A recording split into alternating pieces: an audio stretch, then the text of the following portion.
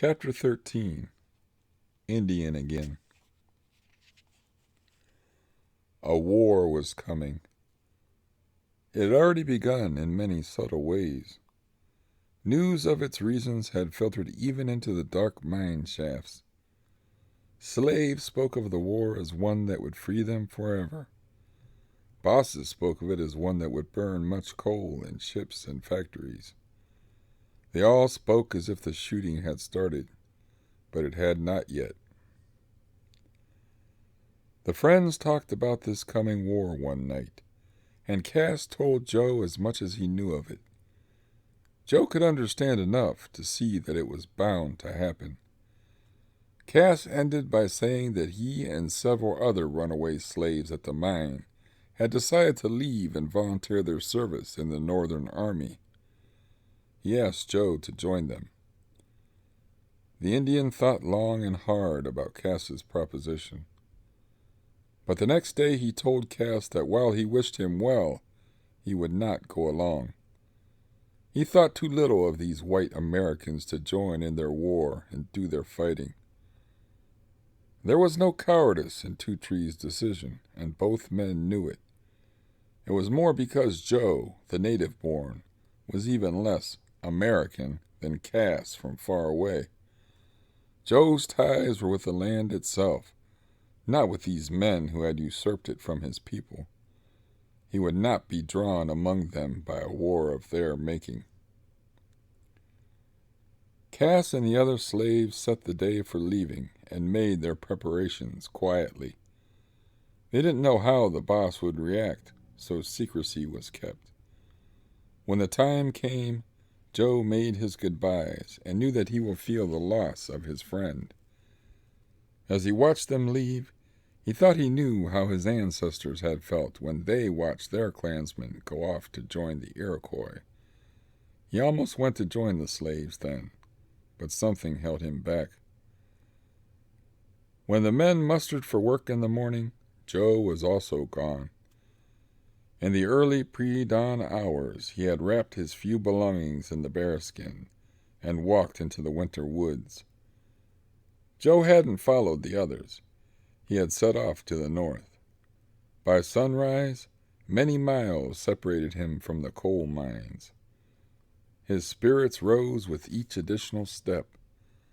Later that day, Two Trees, the Indian, sat at a small fire and watched a rabbit roasting. The sight and aroma made him wonder why he had spent the time mining coal. But simultaneously, he knew the answer. It had hardened and toughened him both physically and mentally. The experience had taught him much. The mine had been Joe's school, his education. He had learned many things about the white men and about himself. He now knew that they didn't want him on any but the most demeaning terms. He knew that equality between them and himself was at least as impossible as it was for the black slaves. He had learned to be hated and to hate. But he had also discovered friendship. On balance, thought Two Trees, the experience had been a valuable one. Then he looked off at a series of low ridges, which he would be crossing next day. Joe wondered what new feelings and sights were waiting there in the wide world for his discovery. It was good to be on the march again. That old familiarity with the road telegraphed through his shoes, warming him against the chill. After he had eaten, Joe found a small pond and smashed away some ice. In the pool formed, he washed the coal dust from his clothing and body. When it was gone, he felt more a part of nature than in a long time. He sat shivering at his fire, wrapped in the bear robe, while his clothes dried. He didn't notice the cold, though. Happiness was in his heart, warming him. It was the contentment of an Indian with a fire, an open sky above, and a full stomach. Two Trees prepared himself a sleeping place and watched the night darken. Stars appeared and the sounds of night creatures stirred. Joe felt the natural darkness fold around him like a blanket. It was so different from the dark of the mines. It was clean and good. Joe found himself thanking his Maker for the night. Abruptly he realized that he had not thought about teaching Manitou for a long time. His mind had been too occupied with unimportant things. In striving to join the white world, Joe had begun to lose his Indianness. He had suspended himself to dangle between the two worlds. He had been unable to enter the new one and unable to return to the old, dead one. That night he rediscovered his heritage, never to lose it again. Joe thought himself the last of his kind, but still he decided that what years might lie ahead would be spent in thought and deed as an Indian. When dawn came, he was up and on his way. Two Trees didn't know exactly where he was heading, but the lure of the land had taken its hold on him. Each river called out to be crossed. Each mountain cried to be climbed. A magnetism drew him along like the needle on a compass. But unlike the needle, Joe turned, after many weeks, away from his northerly course.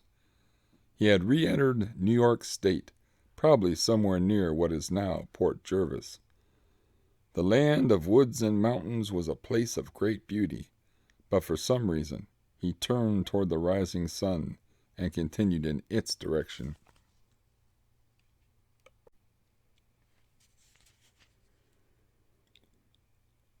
The turning was a great pity. Had Joe continued to the north, it is very possible that he might have eventually wandered into one of the Iroquois reservations in upstate New York. Joe didn't know it, but the Iroquois Confederacy still survived. Had he gone north, the Indian might well have found a place in the world among his own. He might have lived there and prospered, possibly even meeting distant relatives born across the generations into his time. But fate turned his feet that day, and in so doing locked his destiny upon him. Thereafter, he was Joe Two Trees, last of his kind. Here I stopped Joe. I knew now that he was unaware of the existence of other Indians anywhere. I needed time to figure out how and if I should tell him. The fire had burned low, and I made much of rebuilding it. Then I brought water for more tea. All the while I debated silently. Would it make Joe happy to know that other children of the Maker still lived on? Or would the knowledge that he had so nearly found them make him bitter, suddenly hating all that has been his life? The man was sick, dying. Would this revelation destroy him? From the way he looked, I knew that it, or anything else, was very unlikely to save him. I hung on the horns of dilemma, vacillating and trying hard to look busy. Joe gazed into the fire and seemed not to notice me. I handed him his tea and sat again. He took the cup with trembling hand and looked at me. "What is it that you must tell me?" The decision had been taken from my hands.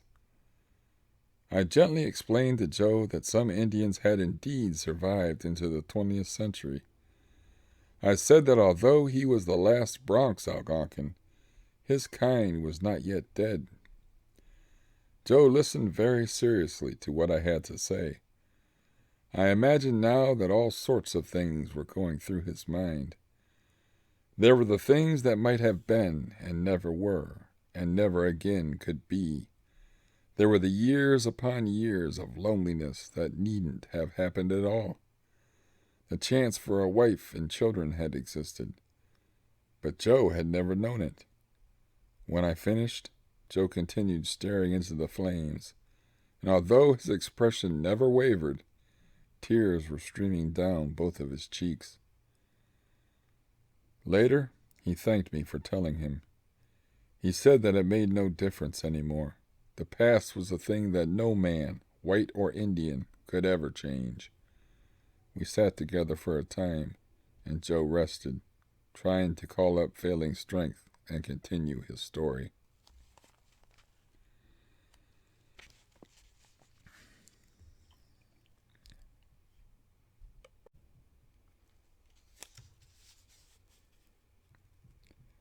Through that winter and into the spring, he wandered in the mountains of New York.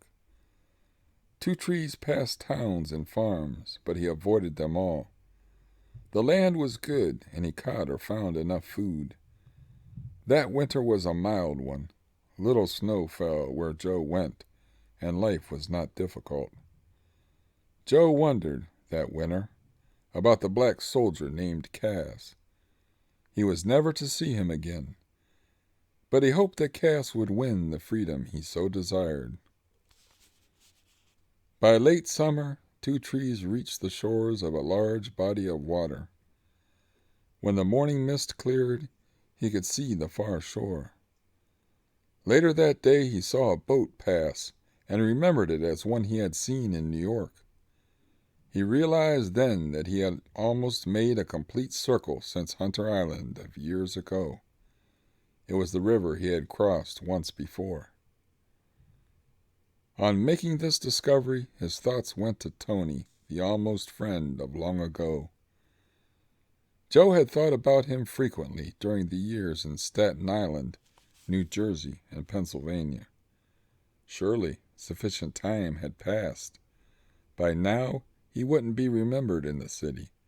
It should be safe to return. Should he follow the river along this bank and cross when he was opposite the city? Perhaps he should cross here and proceed downstream on the far side. But it was so pleasant in the spot where he was. The reed-surrounded lagoon nearby offered excellent prospects for a swim. Fall was forcing summer aside, and all the nature signs told Joe to beware of a winter with much snow. The woolly bear caterpillar had grown extra fur. The wasps had built their nests high above ground. The squirrels had bushier tails than in other years. Yes, a prudent Indian would give thought to preparing his winter place. In the end, Joe decided to walk neither shore. He would do the prudent thing and decide in spring. But before spring, or winter for that matter, there was still fall. It was that time of warm, gold-hued days, and Joe took full advantage of it. Plans for winter quarters could wait another day. He stripped to his red skin and dove into clear, warm water. The river was still virgin here. There was no city nearby to dump its filth into the water. This stretch was closer to the river's distant source, a lake that would later be named Tear of the Clouds. Joe swam and paddled until he began to feel chilly in the running water. He climbed onto a flat rock and dried in the warm breeze. He watched the peaceful water slip past him and looked around at the screening reeds. The Maker must have had him and this day in mind when he created the small lagoon. Joe knew he had chosen the right course. New York City could wait a season longer. Joe's spot was almost perfect for a winter encampment. The west and north sides were flanked by high bluffs. The river would ensure that no one could approach unseen from the front.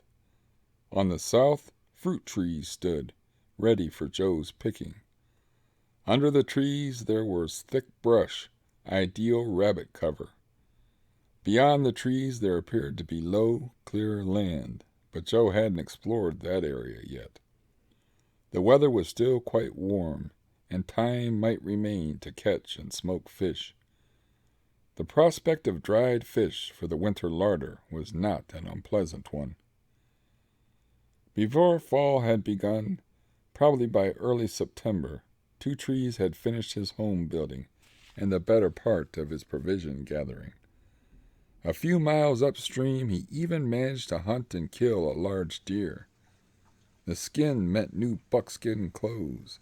The flesh would be dried. Many winter meals were now ready. Joe fished along the river with spear and gorge and caught kinds of fish he had never seen before. Soon he was well prepared for any winter that might blow down upon him.